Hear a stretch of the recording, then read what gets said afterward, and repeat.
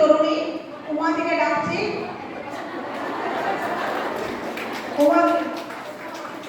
আমাদের যুব নেত্রী আমাদের ভালোবেসে সবাইকে এভাবে কাজ করে যাচ্ছে।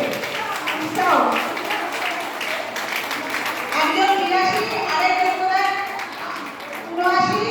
দেখো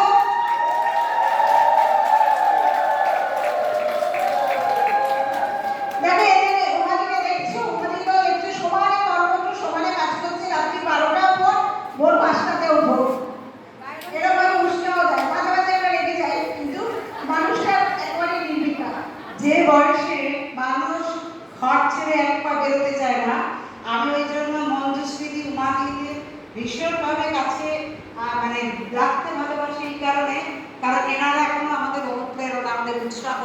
আমরা কম বয়সে হারিয়ে যাই, আর 80 দূর করে গিয়ে গীতিকাদি আজকে আসেনি, গীতিকাদিকেও আমি সম্মান করি যারা সংগঠনকে এগিয়ে নিয়ে যাচ্ছে চরম দাপটের সঙ্গে। তাই আমি আশা করব যে যারা আমার সামনে আছে, সময় পায় না, বয়স হয়ে গেছে বলে ওরা অজুহাত দেয়, অনেক সমস্যা বলে অজুহাত দেয়, তারা আজ থেকে আর দেবে না, তাই তো নাকি? আর এরপরে আমরা ডাকছি অনিতা দিকে, দক্ষিণ 24 পরগনার জেলা প্রভারী। অনিতা দি তো বিরাট ওদের পরিধি, অনেক কাজ করেন, খুব সুন্দর গীতা পাঠ করে, গীতার পঞ্চদশ অধ্যায় পাঠ করে শোনানি। যিনি আমাকে এক সময় বলেছিলেন আমি যোগ উচ্চারণ করতে পারছি, মানে যোগটাকে আমি বলেছিলাম যোগ বলো না, যোগ বলো, যোগ। তখন বলেছিলাম আমি উচ্চারণ করতে পারছি না। সেই দিদি আমার শুধু গীতা পাঠ না, বিষ্ণু সহস্র নাম, চণ্ডী পাঠ করেন। আর একটা কথা বললাম, একটু উদাহরণ দিই। আমাকে যখন দায়িত্ব দিয়ে, এটা সবার জানা উচিত, আমায় বলেছিল আমি তো তথাকথিতভাবে মানে শিক্ষার চৌকাঠ পার হয়নি, আমাকে কি এই দায়িত্ব মানাবে? আমি বলেছিলাম আমি শিক্ষা বা জ্ঞান ওটাকেই বলি যেটা ভেতর থেকে প্রকট হয়, যেটা ভেতর থেকে উদ্ভাসিত হয়, যা তোমাকে উজ্জ্বল করে দেবে, ওটা আমার শিক্ষা, ওটা আমার জ্ঞান। কারণ আমি রবীন্দ্রনাথকে আমার গুরু মানি।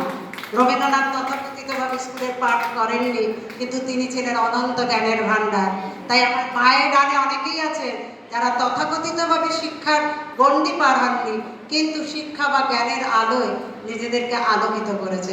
তাই আমি এদেরকে অন্তর থেকে সম্মান করি। আমি আরো একজনের কথা বলি, আমার পাশে আছে রাজ্য কার্যকারিণী দিদি।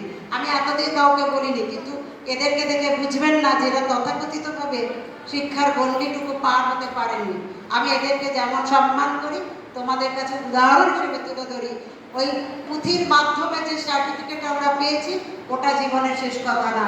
জীবনের শেষ কথা হলো কি, নিজেকে জ্ঞানের সঙ্গে যুক্ত করো। সংস্কৃতের আমি মাস হতে না বিরাট।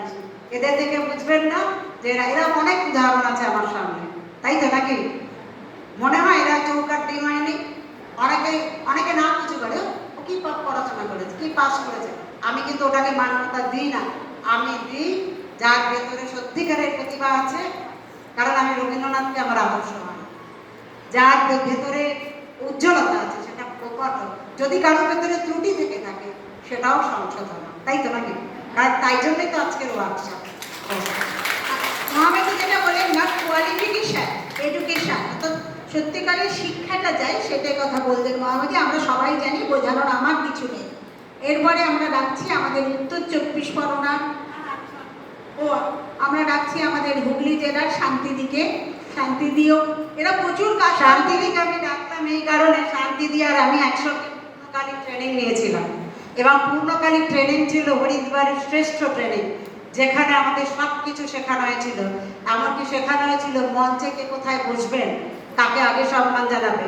আমি কি কি ত্রুটি দেখি মঞ্চে আজকাল, সেটা আমি পরে ব্যাখ্যা করব। আমরা প্রধান অতিথি কোথায় বসবেন, তার আশেপাশে কে বসবেন, আমরা খেয়াল করি না। আমরা সম্মান জানাতে শুরু করি স্টেজ থেকে, সেটা কিন্তু নয়। আমার কাছে এখনো ছবি আছে, আমি আজকে আনতে পারিনি খাতাটা, অন্য কোনো দিন আমাদের ওখানে কি শিখিয়েছিল ওয়ার্কশপে, সেই খাতাটা নিয়ে আরও একদিন ওয়ার্কশপ করব, যে পূর্ণকালীন ট্রেনিংয়ে আমাদের কী কী শেখানো হয়েছিল।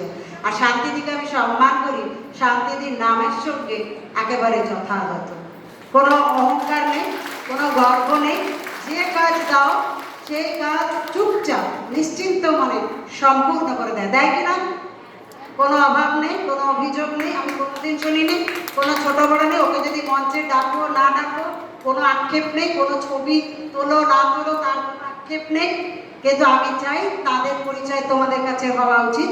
পূর্ণকালী ট্রেনিং নেওয়ার পরও আমি অনেক অহংকারকে সামনে থেকে দেখেছি, তারা আজ কিন্তু বিলুপ্ত, তারা আজ কিন্তু অনেকে নয় প্রায় সবাই বিলুপ্ত।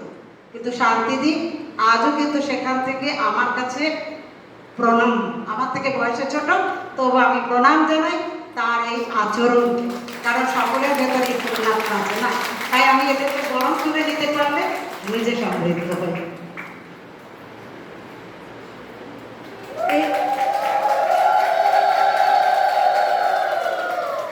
হুগলি জেলাকে যথেষ্ট যোগ্যতার সঙ্গে এগিয়ে নিয়ে যাচ্ছে।